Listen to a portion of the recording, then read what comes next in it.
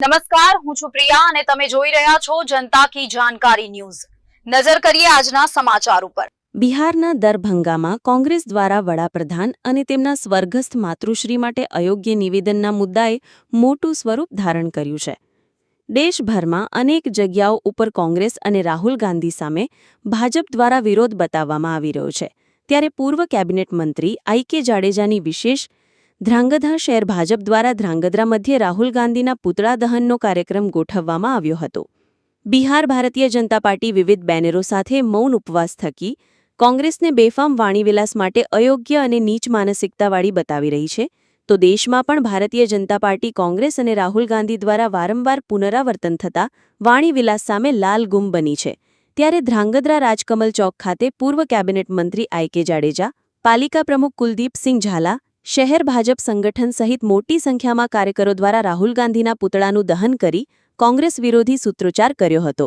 આ તકે કાયદો અને વ્યવસ્થા કથળાય નહીં તેમ માટે ધ્રાંગધ્રા પીએસઆઈ એ.કે. વાઘેલા અને વીએમ વાઘેલાની અધ્યક્ષતામાં ધ્રાંગધ્રા સિટી પોલીસનો ચુસ્ત બંદોબસ્ત જોવા મળ્યો હતો।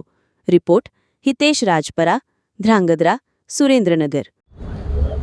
વોટ બેંકની રાજનીતિ કરતી કોંગ્રેસ રાહુલ ગાંધી કહેવાતો પ્રવાસ કરી રહ્યા છે અને બેફામ લવારા કરી રહ્યા છે, ગમે તે મન ફાવે એવું બોલી રહ્યા છે। ત્યારે ગઈકાલે રાહુલ ગાંધીના કાર્યક્રમમાં જે પ્રકારનો દેશના વડાપ્રધાન માનનીય નરેન્દ્રભાઈ મોદીને સ્વર્ગસ્થ માતુશ્રી માટેનો બફાટ કરવામાં આવ્યો, અભદ્ર શબ્દ બોલવામાં આવ્યા, ખેદજનક શબ્દ બોલવામાં આવ્યા, એવી કોંગ્રેસને બિહારમાંથી જ્યારે સંપૂર્ણપણે જાકારો મળવાનો છે એવું કોંગ્રેસને ભાન થઈ ગયું છે, ત્યારે રાહુલ ગાંધી અને એની ટોળકી ગમે તેવી બેફામ વાતો કરી રહ્યા છે।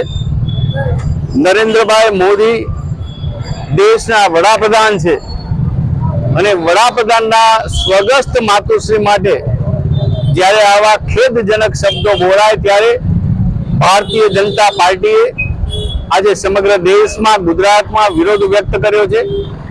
ધ્રાંગધ્રા શહેરમાં રાજકમલ ચોકની અંદર શહેર સંગઠન દ્વારા, નગરપાલિકાના સૌ પદાધિકારી અને સદસ્યો દ્વારા, ભારતીય જનતા પાર્ટીના કાર્યકર્તાઓ દ્વારા, નાગરિકો દ્વારા રાહુલ ગાંધીના પુતળાનું દહન કરવામાં આવ્યું છે અને વિરોધ કરવામાં આવ્યો છે કે જે પ્રકારના શબ્દો રાહુલ ગાંધીએ અને એમની ટોળકીએ બોલ્યા છે એ શબ્દો માફીને લાયક નથી।